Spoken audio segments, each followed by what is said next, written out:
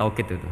Lawaditu annaha fi qalbi kulli insanin min ummati. Tapi saya suka sekali kalau itu ada di hati semua umatku. Artinya gini, dari sekian riwayat sebetulnya itu kuat riwayat yang hafal. Karena Nabi selalu menutup dengan ngendikan saya suka kalau itu ada di hati, selalu ada di hati. Itu artinya hafal apa baca? Lo menengah sampai pucat kandani kok angel teman. Hafal apa baca? Lawaditu annaha fi qalbi kulli insani min ummati. Itu hafal apa baca? Hafal. Ya berarti hafal. Ini yang hafal tabarok berapa? Semua ya? Hafal semua?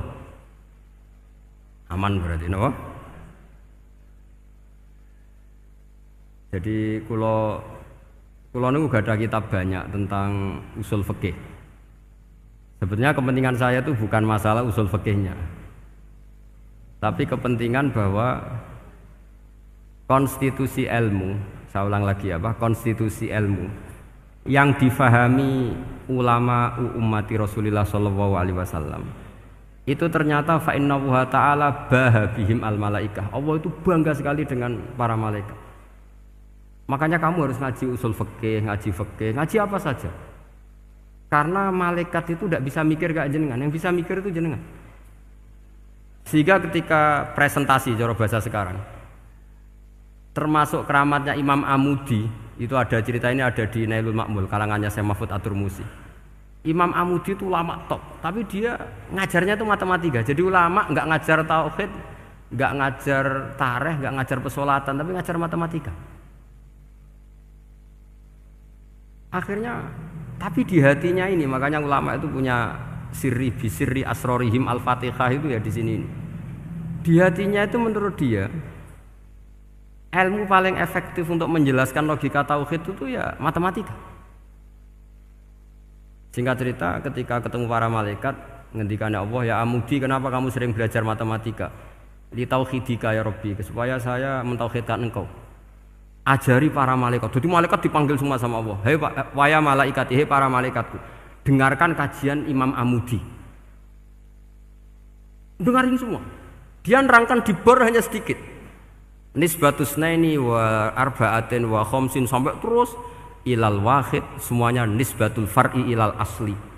Wes aku gawe angka cek 1 juta, cek 1 miliar, tetep awalnya iku siji. Mbok donya jumlahe cek alam galaksi, cek planet wes santek.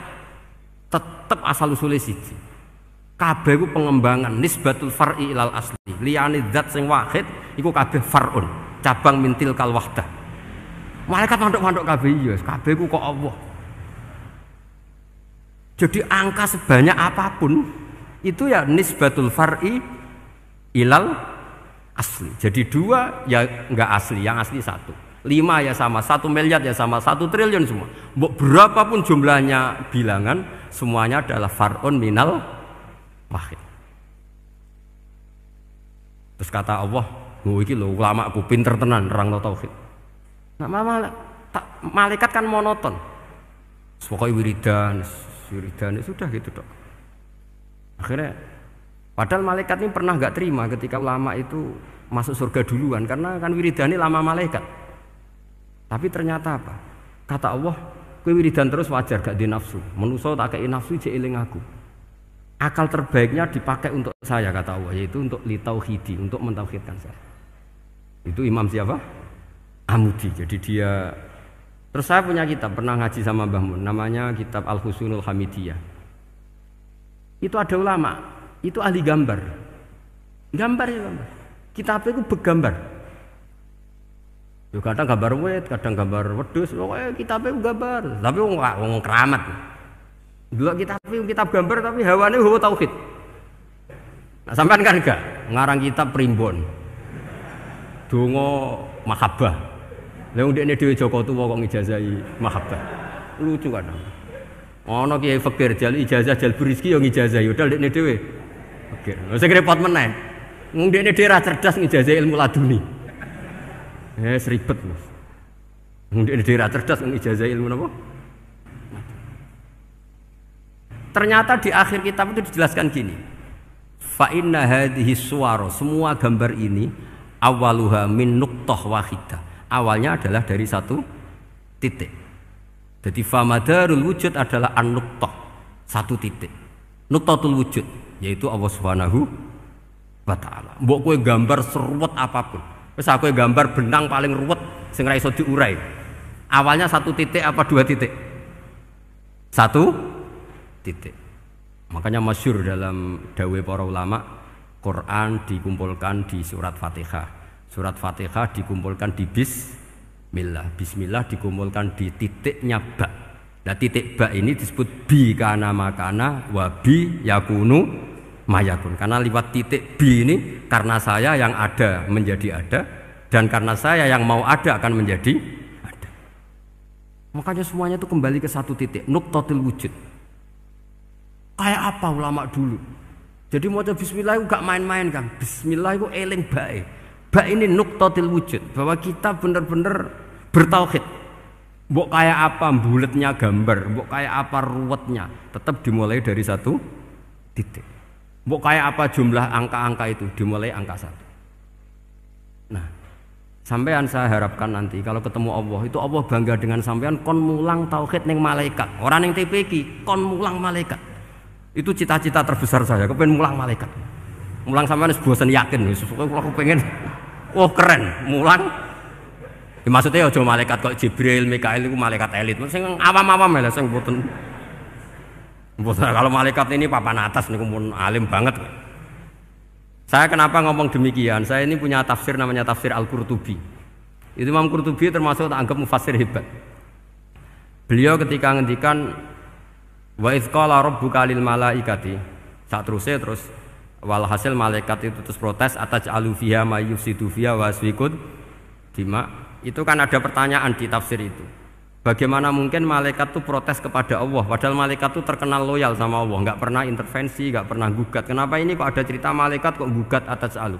Jadi Imam Qurtubi, hum awamul malaikah, itu awamnya malaikat, bukan yang kayak Jibril, Mikail. Itu malaikat-malaikat yang nggak ada namanya, awam. Jadi jangan bayangkan yang protes itu kayak malaikat Jibril. Jadi harus dibedakan. Nah, saya ya tentu kalau ngajar malaikat ya milih yang ini, yang nggak jelas namanya ini sudah. Kalau Jibril ya nggak mungkin diulang, sing nggawa wahyu. Apa alam Quran itu sepiro? Aku sing nggawa Quran ribet kan malah. Lah nek Israil mbok ulang tersinggung dipletet lah tuntas malah ribet. Mikael mbok ulang tersinggung kira di donasi bagian duit dan bagian rezeki. Ribet. Ya mulang malaikat sing awam.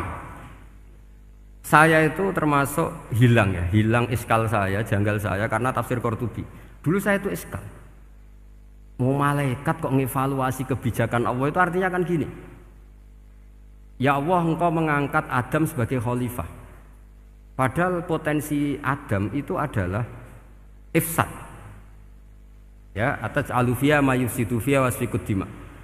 Kata malaikat, wa nahnu nusabbihu bihamdika nuqaddis lak. Itu kan paradok, kalimat yang paradok. Paradoknya begini, ya Allah tolong evaluasi engkau ngangkat Adam sebagai khalifah. Potensi Adam adalah merusak bumi.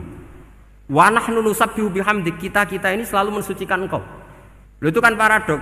Kalau mereka mensucikan Allah, artinya mensucikan juga min ihtimalil khata'. Mensucikan bahwa Allah itu tidak mungkin salah.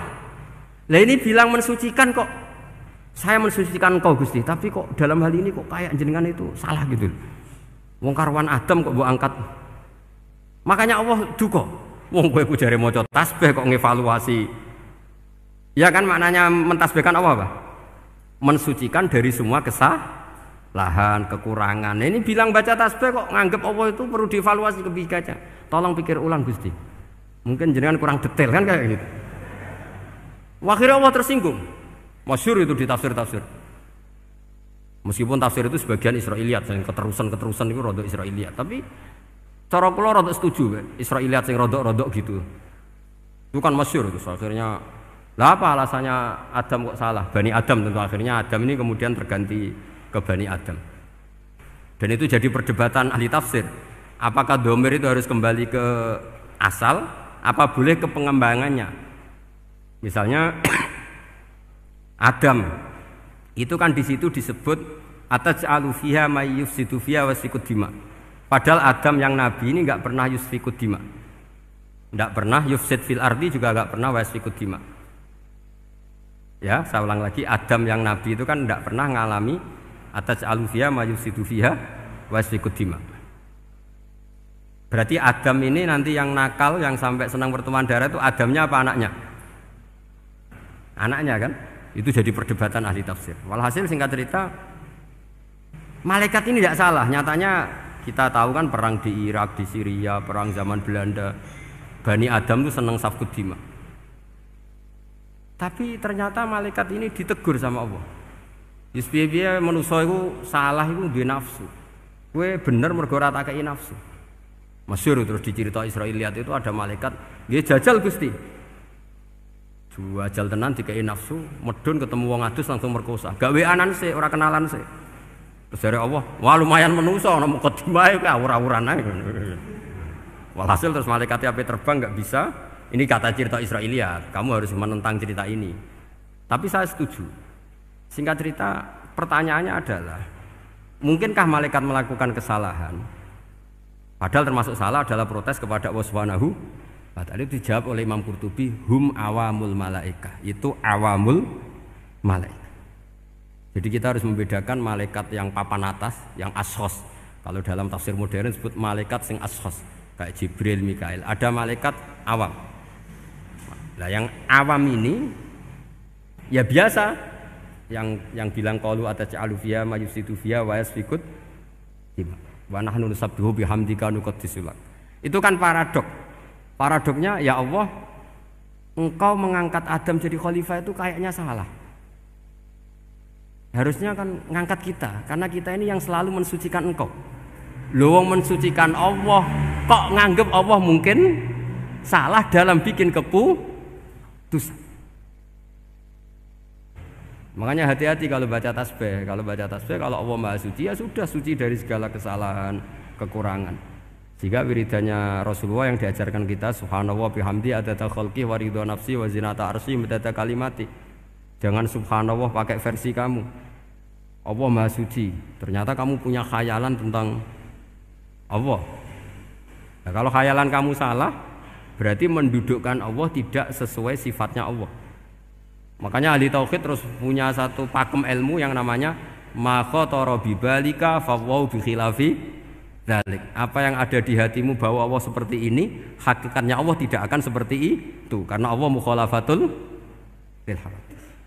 Karena ini masalah-masalah sensitif. Nah, dan itu yang salah, saya ulang lagi, awamul malaikah. Kata Imam Qurtubi siapa? Awamul malaikah. Ya saya teruskan. Jadi kula suwun seperti keinginannya Rasulullah sallallahu alaihi wasallam. Terus niki terakhir, anna Rasulullah sallallahu alaihi wasallam kana la yanamu hatta yaqra alif lam mim tanzil wa tabarakalladzi biyadil mulku wa qala las antawuf yufaddilani kulla suratin fil Qur'an bisab'ina hasanatan. Jadi di antara kelebihannya surat Tabarok adalah mengungguli umumnya surat dengan kelas 70 kali derajat. Jadi keunggulannya surat Tabarok itu bisab'ina darajah di bawah surat-surat yang lain. Sudah, ini surat Tabarok agak panjang. Tapi alhamdulillah dari semua itu surat Tabarok itu kalah mbek qul huwallahu ahad. Jadi ini nikmat terbesar kita. Karena enggak perlu Tabarok, saiki porsi ini diturunkan jadi apa? Qul. Makanya banyak tarawih main apa? Qul. Itu bukan cari cepet, itu dalile musalsal ila Rasulillah sallallahu alaihi wasallam.